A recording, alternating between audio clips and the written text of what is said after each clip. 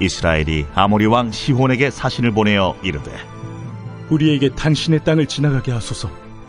우리가 밭에든지 포도원에든지 들어가지 아니하며 우물물도 마시지 아니하고 당신의 지경에서 다 나가기까지 왕의 큰 길로만 지나가리이다. 하나 시온이 이스라엘이 자기 영토로 지나감을 용납하지 아니하고 그의 백성을 다 모아 이스라엘을 치러 광야로 나왔어 야하스에 이르러 이스라엘을 치므로 이스라엘이 칼날로 그들을 쳐서 무찌르고 그 땅을 아르논에서부터 야복까지 점령하여 암몬 자손에게까지 미치니 암몬 자손의 경계는 견고하더라. 이스라엘이 이같이 그 모든 성읍을 빼앗고 그 아모리인의 모든 성읍 헤스본과 그 모든 촌락에 거주하였으니 헤스본은 아모리인의 왕 시혼의 도성이라. 시혼이 그전 모압 왕을 치고 그의 모든 땅을 아르논까지 그의 손에서 빼앗았더라. 안녕하십니까. 7월 16일 화요일 말씀 묵상 시작하겠습니다. 민수기 21장 21절부터 26절까지 말씀을 읽었는데요. 민수기 21장의 처음 분위기와는 조금 분위기가 달라졌다는 것을 느끼신 분도 있으실 거라고 생각합니다.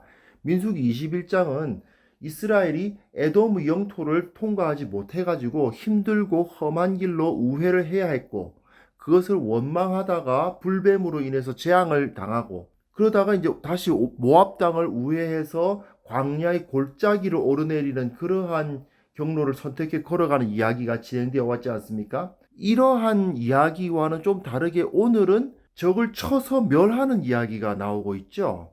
하나님께서 이스라엘의 손에 붙이신 자들은 따로 있다는 걸 꼭 기억해야만 됩니다. 가나안의 7 족속만 하나님께서 이스라엘의 손에 붙이셨습니다. 나머지는 하나님께서 그들을 보호하셨어요. 아무리 이스라엘이라 하더라도 그들을 칠 수가 없습니다.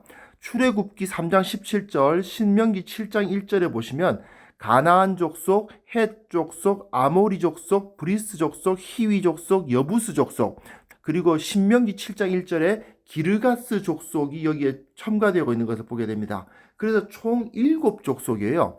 이 7 족속에 속하지 않은 자들을 이스라엘 백성들은 칠 수가 없었습니다. 그런데 오늘 읽은 본문에 어떤 족속이 나왔습니까? 예, 아모리 족속입니다. 아모리의 왕 시혼과의 전쟁이 벌어졌던 겁니다. 제가 참고로 여기에 덧붙여서 설명을 드립니다. 에돔은 치지 못하고 우회를 했죠. 에돔이 어떤 종족이냐 하면 야곱, 그러니까 이스라엘이죠. 이스라엘의 형 에서의 후예가 바로 에돔 족속입니다. 이스라엘은 야곱의 12아들들의 후예들이 이스라엘인데 그 야곱의 형이 에서의 후예가 바로 에돔입니다. 그리고 모압과 암몬은 아브라함의 조카였던 롯의 후예들이 바로 모압과 암몬입니다.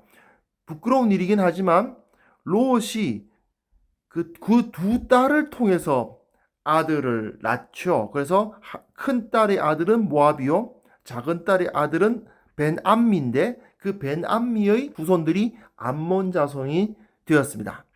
하나님께서 에돔이나 모압이나 암몬을 치시지 않은 이유는 이스라엘과 이렇게 관계가 있기 때문이라기보다는 아직까지 이들의 죄가 완전히 꽉 차지 않았기 때문이긴 합니다. 그러나 이런 관계에 대해서도 조금 관심을 가지실 필요가 있습니다. 21절부터 23절에 보시면요, 이스라엘이 아모리 왕 시혼에게 사자를 보낸 이야기가 나오는데 에돔에게 한 말하고 똑같은 이야기를 합니다. 당신의 그 영토를 통과해 갈 텐데 당신네들에게 어떤 피해도 주지 않겠다. 그 왕의 큰 길로만 지나가겠다고 이야기를 하고 있습니다. 그러나 시혼이, 그 왕 시혼이 그것을 용납하지 않을 뿐 아니라 그 백성들을 다 모아서 이스라엘을 치러 나와서 야하스에서 전쟁을 벌입니다. 여기서 중요한 것이 아모리 왕 시혼이 먼저 이스라엘을 공격했다는 사실이에요. 왜 처음에 이들은 에돔도 아니고 모압도 아니고 암몬도 아니고 가나안 7족속에 포함되어 있는 아모리인데 왜 처음부터 치지 않았느냐 한다면 이스라엘이 하나님으로부터 약속받은 땅은 요단강 서쪽입니다. 요단강 동편에 지금 이 아모리 왕 시혼이 자리를 잡고 있단 말이에요.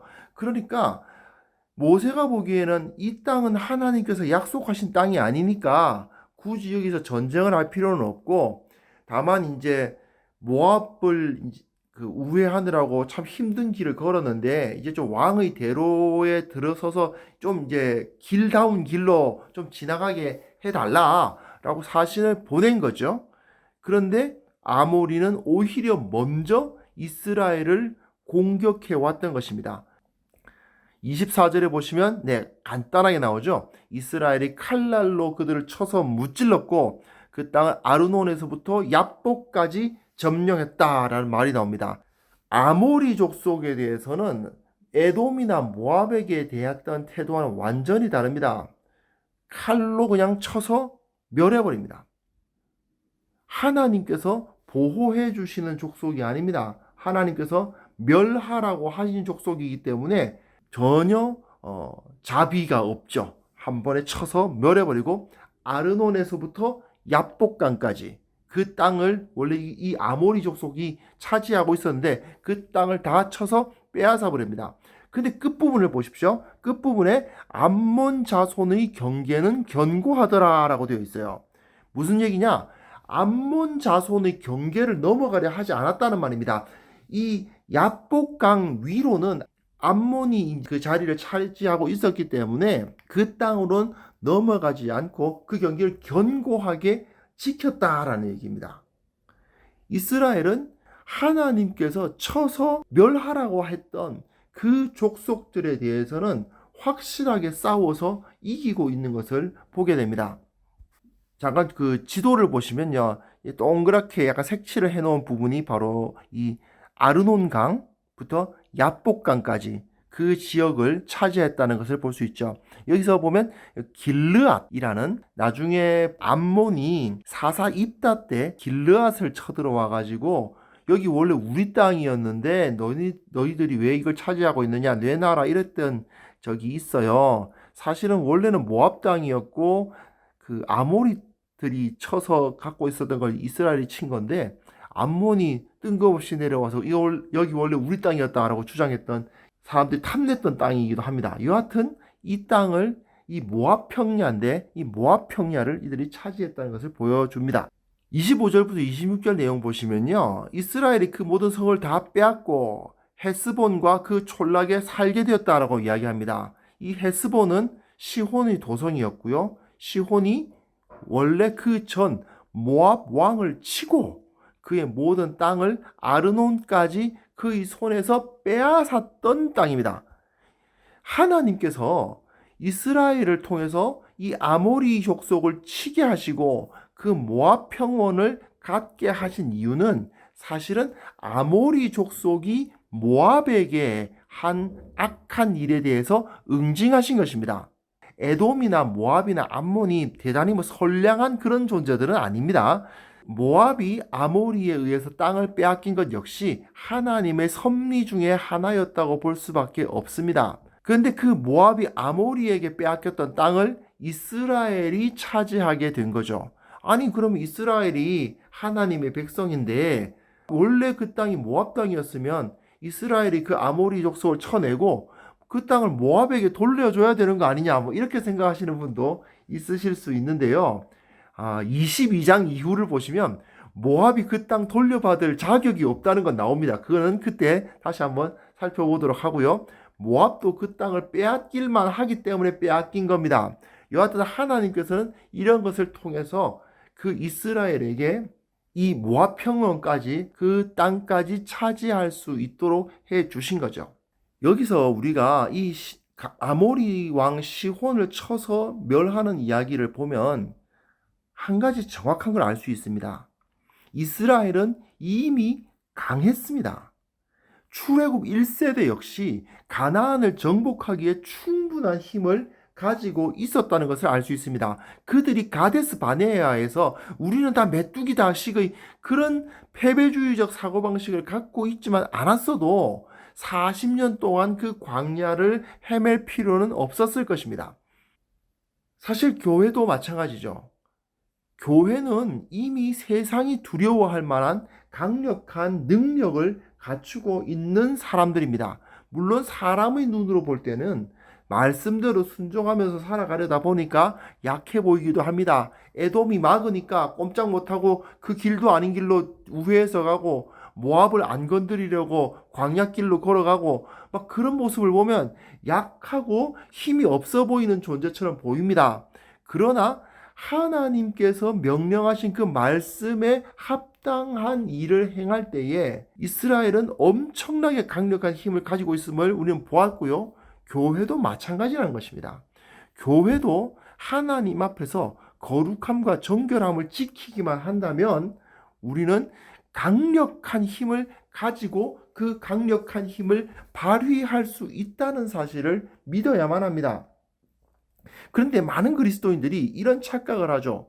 가데스 바네아에서의 그 이스라엘 백성과 너무나도 비슷한 생각들을 합니다. 우리는 가진 것이 없어. 우리는 너무 약해. 우리는 다 메뚜기야. 이런 식으로 생각을 하죠. 네.